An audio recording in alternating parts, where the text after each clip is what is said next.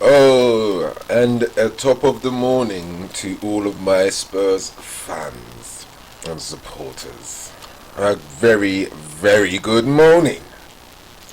I'm not even pissed off. You guys should not even be pissed off. Nobody should even be surprised. We lost 3-0 and had 2 shots on target. Nobody should be surprised. Nobody should have even had an inkling or even a thought that we would have put Chelsea under pressure and maybe even won that game yesterday. Nobody should have thought that. I can't lie to you. I was surprised when I saw that the team selection. I was absolutely surprised. Heung-min Son back in the mix, and Ndombele starting. Lo Celso starting alongside him too. I swear that's like the first time in a while Ndombele and Lo Celso have started. But you chose to take our 2 most creative players off, even though we wasn't really creating much. We had a good 45 minutes. It wasn't brilliant. It wasn't awesome. It wasn't fantastic. It was just a decent first half. It was the sort of first half you would expect from a team of Tottenham Hotspur. It's the sort of performance you would expect.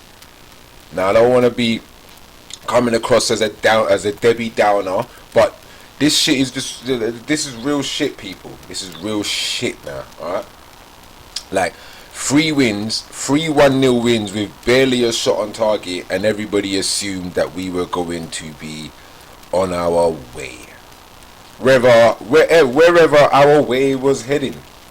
Wherever we were heading, because I knew we were heading down again anyway at some point soon. We were going to head down at some point soon, because even we had quite a few fans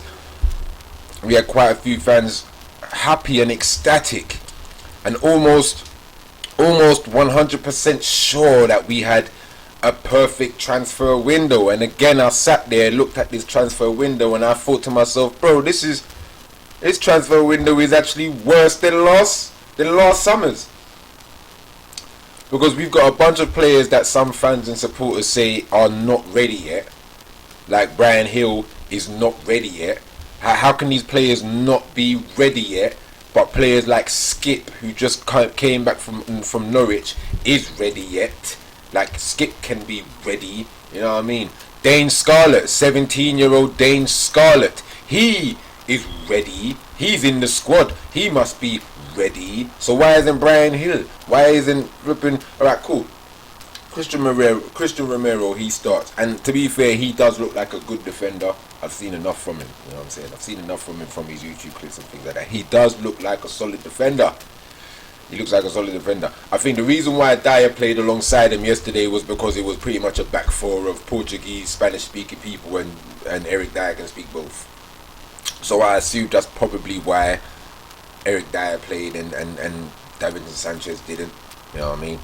So that's the only reason I can think of, the fact that they can all pretty much communicate with each other in Portuguese or Spanish. That's about it. Midfield, yeah, decent enough. But again, you know what? And I used to be his biggest defender for the last 2 years. I always thought to myself, no, just give him a chance. He'll be able to find it again. But bro, it's been 2 years, dog. And I don't know what's up with English talent anymore. But Dele Alli has got to go now. I'm sorry. I don't know what he does. I don't know what he does. When I'm watching these games now, I just don't see him do anything. I don't see him picking out those sort of passes that he used to do before. Or I don't see him bombing into the box and always kind of just trying to nick a goal from somewhere, because Harry Kane isn't in the box at the time. And Harry Kane is another one that I'm going to touch on in just a few seconds. But Dele Alli, he's got to go now.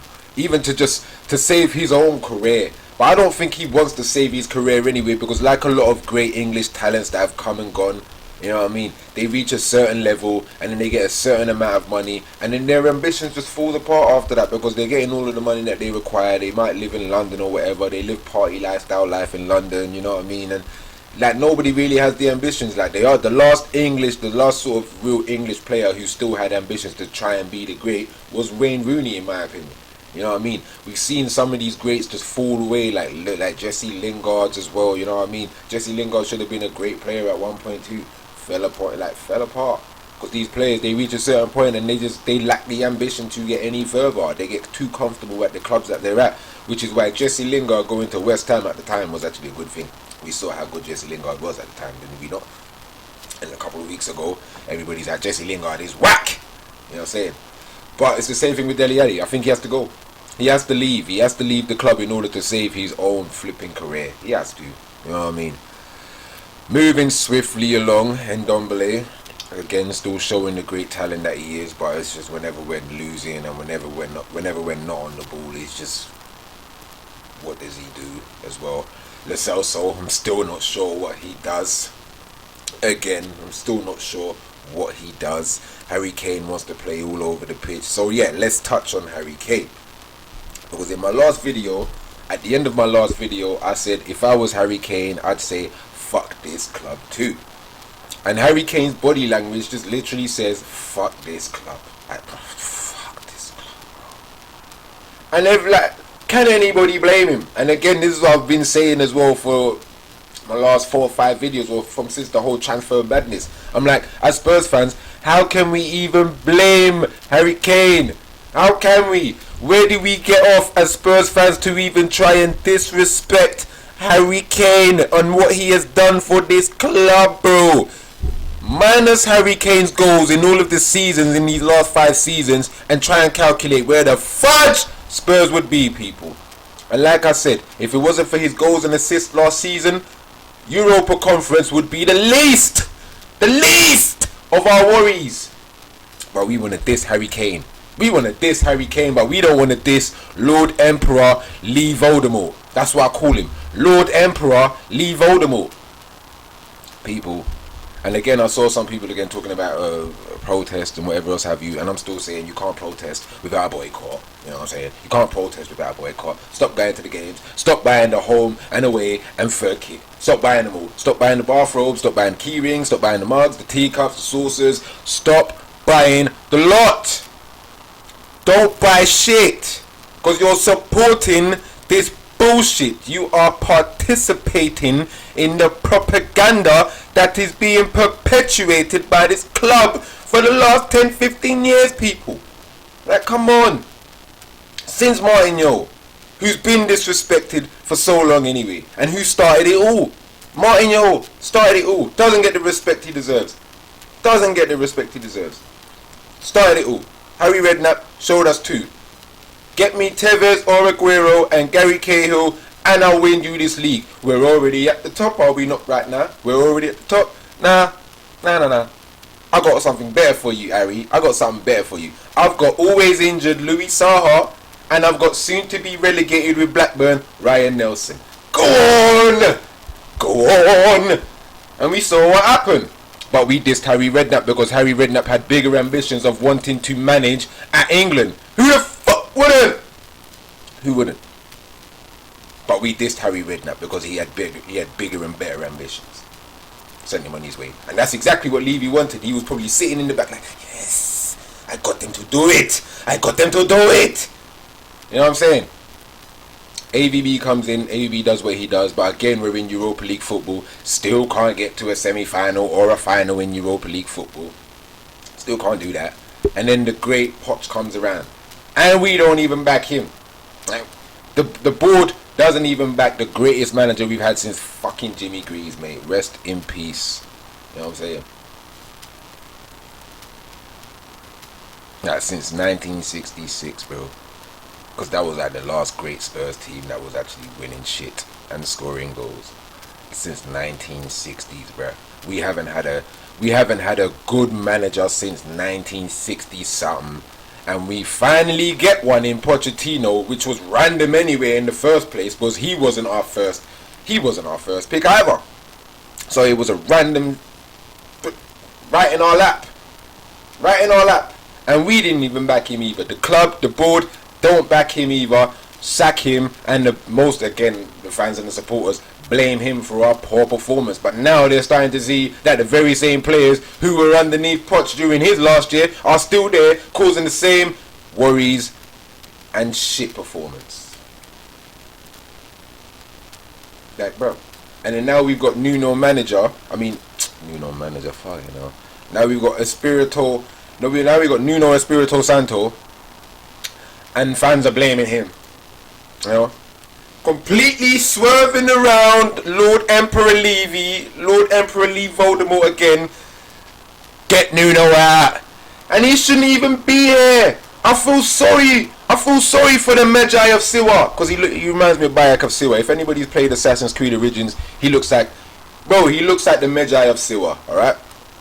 So I'm going to call him the Magi of Siwa. But bro, he should not be here.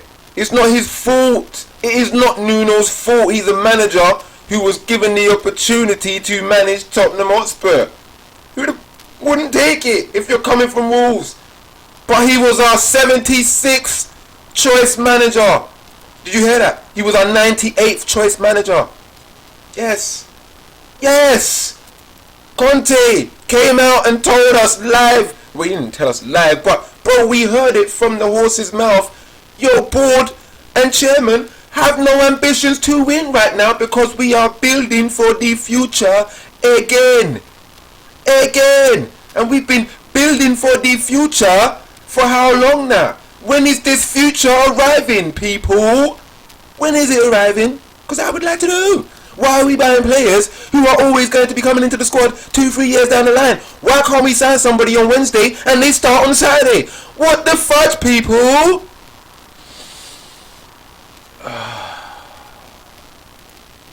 I smell what the Rock's cooking today.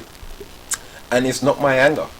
Trust me, it's not my anger. So I'm going to watch quite a few of these Spurs channels today because I haven't watched any of them. I barely even watched the second half yesterday evening. I barely watched the second half because I knew what was coming. And this was before the first goal came. But once the first goal arrived, I knew what time it was. I've seen too many Spurs games where Spurs have 20 plus shots, 2-3 of them on target, don't score no goals, and the opposition get their one chance and put it away.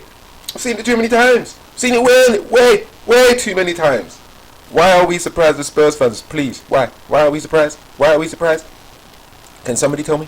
Why we are surprised? I don't know what to say. And then we got Arsenal next. Arsenal's won 2 1-0 games on the trot. You know what I'm saying? We've lost 2 3-0 games on the trot. I wouldn't be surprised if we lost 3-0 to Arsenal at the Emirates. I wouldn't be surprised. Because if anybody's and you know what would be mad? All of those Spurs fans like a month ago, that was like, Arsenal, look at you at the bottom of the table, look at us, oh, look at... You're going to be eating a whole lot of shit turd sandwiches by next week, I tell you friggin' that. That's why I say watch your friggin' mouths until the end of the goddamn season, people. Don't worry about what other friggin' teams are doing, especially Arsenal. Because they've proven a lot of the times that they can fucking catch up to us because we ain't good enough. Like, we just about scraped above them last season after we were laughing at their so-called relegation battle. And we just about finished above them. So what does that make us? People. I'm out.